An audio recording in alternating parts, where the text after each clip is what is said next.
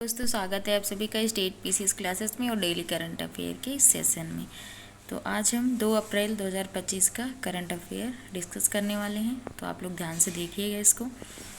तो आज का पहला क्वेश्चन है कि स्पेस एक्स ने पृथ्वी के ध्रुवों की परिक्रमा करने वाले पहले किस मानव मिशन को सफलतापूर्वक लॉन्च किया है। तो ये स्पेस एक्स कंपनी के द्वारा किया गया है और इसका उद्देश्य क्या है, इसका नाम पहले क्या है। तो इसका नाम रखा गया फ्रेम 2। इसका नाम फ्रेम 2 रखा गया। इसका उद्देश्य है पृथ्वी के ध्रुवों की परिक्रमा करने वाला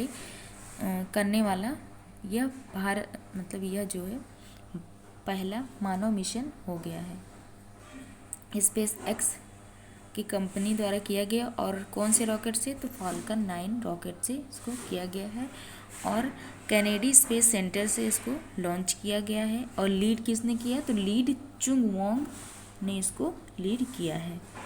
और इसका नाम जो रखा गया फ्रेम 2, इसको किसके नाम पे रखा गया है, तो ये जो है नॉर्वे का जहाज़ फ्रेम के नाम पर इसका फ्रेम 2 नाम रखा गया है। क्योंकि जो फ्रेम नॉर्वे का जहाज़ था, उसने जो है आर्कटिक एवं अंटार्कटिका का जो है अंटार्कटिक का पता लगाया था, उसी के नाम पर इसका नाम रखा गया है। तो ये भी आप लोग याद रखिएगा। तो स्पेस एक्स ने फ्रेम 2 मानव मिशन लॉन्च किया, जो कि पृथ्वी के ध्रुवों की परिक्रमा करेगा। आगे बढ़ते हैं, नेक्स्ट क्वेश्चन देखते हैं कि शार्ली बोचो राष्ट्रमंडल महासचिव बनने वाली पहली अफ्रीका महिला बनी है। इनका संबंध किस देश से है, तो इनका संबंध घाना, जिसकी राजधानी अक्रा है, यहाँ से संबंधित है। और ये जो है इनका कार्यकाल कितने दिन का होगा, तो इनका कार्यकाल जो है 4 वर्ष का होगा। और इन्होंने किसको रिप्लेस किया है, तो पेट्रिसिया को जो है इन्होंने रिप्लेस किया है। ये पहली महिला महासचिव होंगी, पहली महिला अफ्रीकी महासचिव बनेंगी। और भारतीय महासचिव भी रह चुके हैं। कौन रह चुका है, कमलेश शर्मा जो है राष्ट्रमंडल महासचिव रह चुके हैं। अब राष्ट्रमंडल के बारे में देख लेते हैं। तो राष्ट्रमंडल, जिसको कॉमनवेल्थ भी कहा जाता है, इसकी घोषणा कब हुई थी, तो बल्फोर घोषणा जो कि 1926 में हुई थी, तब इसका जो है उसकी घोषणा हुई थी। और इसमें 56 स्वतंत्र देश हैं और राष्ट्रमंडल में जो ब्रिटिश के उपनिवेश थे वही इसमें देश रहते हैं। जो पहले उपनिवेश गुलाम रहे हैं वो इसमें रहते हैं। इस समय कितने 56 स्वतंत्र राष्ट्र हैं। और इन्हीं देशों के यही देश मिलकर के कॉमनवेल्थ गेम्स का भी आयोजन करते हैं। जो कि कॉमनवेल्थ गेम पहला कहाँ पे हुआ था, तो पहला 1930 में हैमिल्टन, जो कि कनाडा में हुआ था। और 22वें क्रम का बर्किंघम में हुआ था। और इस बार जो है होगा 26 में होगा। 4 साल में एक बार होता है, तो 26 में अब होगा। कब होगा, ग्लासगो में होगा, 23वें क्रम का होगा। तो ये सभी इम्पोर्टेंट रहा। आगे बढ़ते नेक्स्ट क्वेश्चन देखते हैं। नेक्स्ट क्वेश्चन है, भारतीय नौसेना ने त्रिसेवा युद्ध अभ्यास टाइगर ट्रायम्फ का जो है किसके साथ प्रारंभ किया है। तो आप लोग देखो, इसमें ट्रिक से आप याद कर सकते हो। टाइगर कौन है, टाइगर कौन है, तो टाइगर भारत हो गया। और ट्रम्प कहाँ पे, इस समय ट्रम्प कहाँ के राष्ट्रपति हैं, तो यूएसए के हैं। तो इससे आप याद कर सकते हैं कि टाइगर ट्रम्प जो है भारत और यूएसए के मध्य होता है। और ये कब से कब तक होगा, तो 1 अप्रैल से 13 अप्रैल तक चलेगा, जो कि भारत के विशाखापत्तनम में होगा। और ये कौन सा अभ्यास है, ये मानवीय सहायता और आपदा राहत अभ्यास है। मानवीय सहायता प्रदान करेगा और आपदा राहत में इसमें, जैसे कि अभी म्यांमार में आया हुआ है भूकंप, तो वहाँ के लिए भारत ने ब्रह्मा ऑपरेशन चलाया है। तो उससे वैसे ही ये भी मानवीय सहायता और आपदा राहत अभ्यास है। इसमें भारत की तरफ से INS जलाश्व जो है उद्घाटन में भाग लिया है। भारत और यूएसए के मध्य में और बहुत सारे अभ्यास होते हैं, उनको भी साथ में हम देख लेते हैं। ये वज्र प्रहार अभ्यास, कोप इंडिया अभ्यास, तर्कस अभ्यास और युद्धाभ्यास, ये सभी जो है भारत और यूएसए के मध्य होता है। ये भी साथ में देख लेते हैं। आगे बढ़ते हैं और नेक्स्ट क्वेश्चन देखते हैं कि सीनियर एशियाई कुश्ती चैंपियनशिप 2025 में देश के लिए एकमात्र स्वर्ण पदक किसने जीता है। तो एकमात्र स्वर्ण पदक जो है मनीषा भानवाला ने जीता है। और इसका होस्ट कौन रहा है, तो होस्ट जॉर्डन रहा है, जॉर्डन के अम्मान में हुआ है। और किस क्रम का है, तो 21वें क्रम का है। टॉप में ईरान जो है रहा है, जो कि 9 गोल्ड के साथ में टॉप किया है। और भारत की रैंकिंग क्या रही, तो भारत की रैंकिंग फर्स्ट रही है, 8 नंबर की रही है। इसने जो है भारत ने केवल 1 गोल्ड जीता है, 3 सिल्वर और 6 जो है ब्रॉन्ज जीता। टोटल 10 पदक जीता है भारत ने इसमें।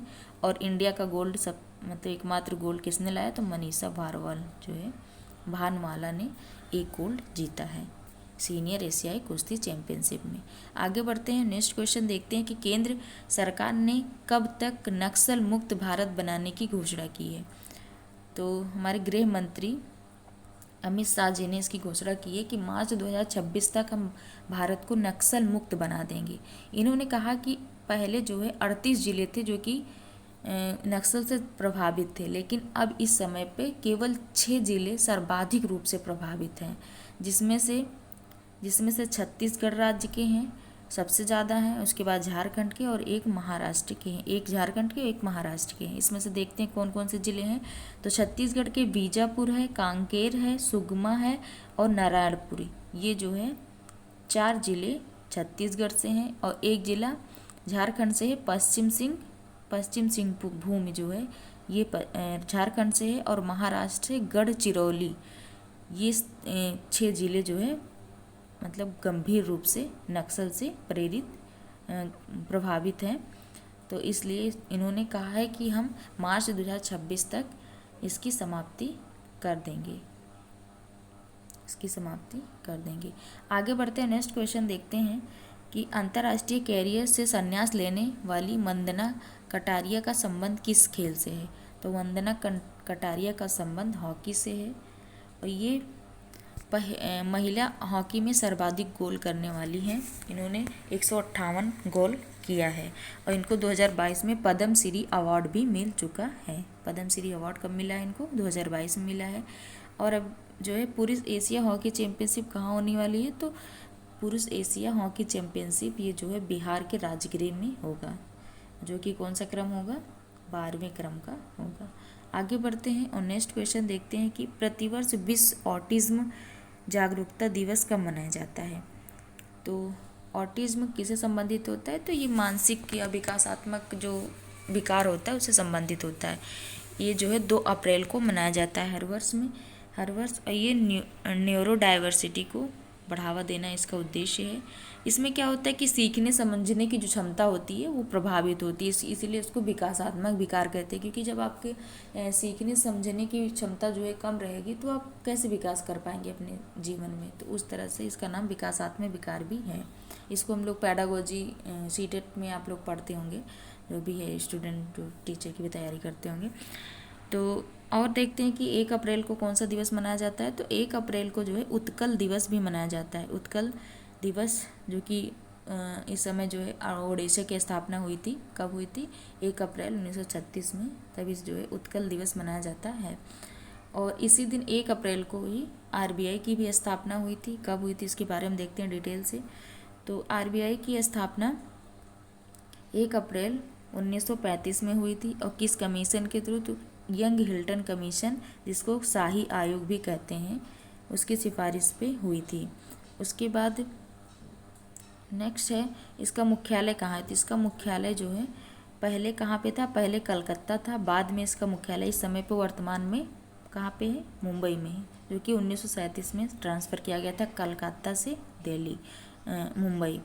उसके बाद इसके पहले हेड कौन बनाए गए थे, तो पहले हेड जो बने थे ऑसबोर्न स्मिथ इसके पहले हेड थे। और पहले भारतीय हेड कौन बने, तो पहले भारतीय हेड सीडी देशमुख बने हैं।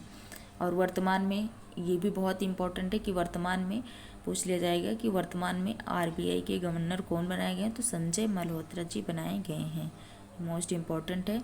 तो अभी जो 1935 से मतलब इसकी स्थापना हुई थी और इस समय चल रहा है 2025, उससे जो है 90 वर्षगांठ इसकी 1 अप्रैल को मनाई गई है। 90 वर्ष कंप्लीट हो चुका है।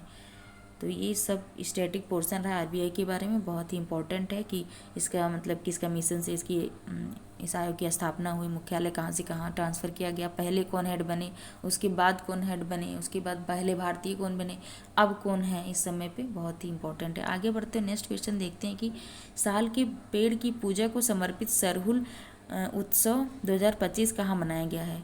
तो सरहुल फेस्टिवल कहाँ मनाया जाता है। तो सरहुल फेस्टिवल 1 अप्रैल को झारखंड में मनाया जाता है। और ये मतलब क्यों माना जाता है, तो इस साल का जो वृक्ष होता है उसमें माना जाता है कि सरना माता का निवास है, क्योंकि झारखंड में जनजाति ज़्यादा पाए जाते हैं, तो जनजाति द्वारा मनाया जाता है। किस जनजाति द्वारा मनाया जाता है, तो मुंडा जनजाति के द्वारा इसको मनाया जाता है। तो इसमें माना जाता है कि सरना माता का निवास स्थान है, इसलिए साल का पेड़ जो है उत्सव, इसका नाम सरहुल उत्सव है। इसमें चावल और मछली का पकवान बनता है, चावल और मछली का इसमें पकवान बनाया जाता है। और यहीं पर कर्मा फेस्टिवल भी होता है, कहाँ पर, झारखंड में कर्मा फेस्टिवल भी होता है। सरहुल के साथ में कर्मा फेस्टिवल आप लोग याद रखिएगा, बहुत पूछ लिया जाता है। कर्मा फेस्टिवल कहाँ पे होता है, सरहुल फेस्टिवल कहाँ पे होता है, तो झारखंड में होता है।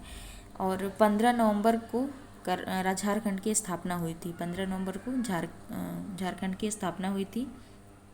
और उसके बाद में 15 नवंबर को ही राष्ट्र जनजातीय गौरव दिवस भी मनाया जाता है। किसके जन्म दिवस पे, तो बिरसा मुंडा के जन्म दिवस पे मनाया जाता है, जिन्होंने क्या बोलते हैं कि अंग्रेज़ों के खिलाफ बगावत की थी। तो इसी दिन जो है 15 नवंबर को जनजातीय गौरव दिवस भी मनाया जाता है। आगे बढ़ते हैं और नेक्स्ट क्वेश्चन देखते हैं कि लॉन्च की गई पुस्तक जो है संजीव चोपड़ा की पुस्तक द ग्रेट कॉन्सिलिएटर का संबंध किससे है। तो द ग्रेट कॉन्सिलिएटर का संबंध जो है लाल बहादुर शास्त्री से है। इनके बारे में बताया गया है कि इन्होंने कैसे कैसे ये पीएम बने, कब बने थे, 1964 और 66 के मध्य में। और इन्होंने कैसे जय जवान जय किसान का नारा दिया था। और 1966 में जो ताश का समझौता हुआ था और वहीं पर समझौते के बाद में इनकी मृत्यु हुई थी, तो इसके बारे में पूरा उल्लेख किया गया है इस पुस्तक में। तो इसी के इन्हीं के बारे में है। और इनका जन्म कब हुआ था, तो लाल बहादुर शास्त्री का जन्म 2 अक्टूबर 1904 में हुआ था, मुगल सराय वाराणसी में इनका जन्म हुआ था। तो इस पुस्तक के राइटर का भी नाम याद रखिएगा, संजीव चोपड़ा ने इस पुस्तक का विमोचन कि लिखा है। और किसके बारे में है ये भी याद रखिएगा, लाल बहादुर शास्त्री जी के बारे में है। आगे बढ़ते हैं और आज का लास्ट क्वेश्चन देखते हैं कि जल संरक्षण के तहत भागीरथ ऐप किसने लॉन्च किया है। तो जल संरक्षण के तहत भागीरथ ऐप उत्तराखंड सरकार ने लॉन्च किया, उत्तराखंड के सीएम ने लॉन्च किया है। इसका उद्देश्य है कि जल स्रोतों को पुनर्जीवित करना। इसके नारा क्या है, तो धारा मेरा, नोला मेरा, गांव मेरा और प्रयास मेरा, इसका जो है इसको टैग लाइन है, नारा है। और उत्तराखंड राज्य का स्थापना कब हुआ था, तो कब हुई थी, तो इसकी स्थापना जैसे कि 15 नवंबर को झारखंड की स्थापना, तो 9 नवंबर को इसको उत्तर प्रदेश के 13 जिलों को, जो पहाड़ी ज़िले थे 13, काट कर जो है बनाया गया था। उत्तराखंड को 9 नवंबर को इसका स्थापना दिवस मनाया जाता है, 9 नवंबर 2000 को। और यूसीसी बिल लाने वाला, जो कि समान नागरिक संहिता बिल लाने वाला पहला राज्य कौन बना है, तो ये जो है उत्तराखंड ही बना है। तो इसके बारे में स्टैटिक पोर्शन रहा। और आज का शॉर्ट न्यूज है कि गृह मंत्री अमित शाह ने हरियाणा के हिसार में महाराजा अग्रसेन की एक प्रतिमा का किया अनावरण। तो आज के ये सभी इम्पोर्टेंट क्वेश्चन रहे।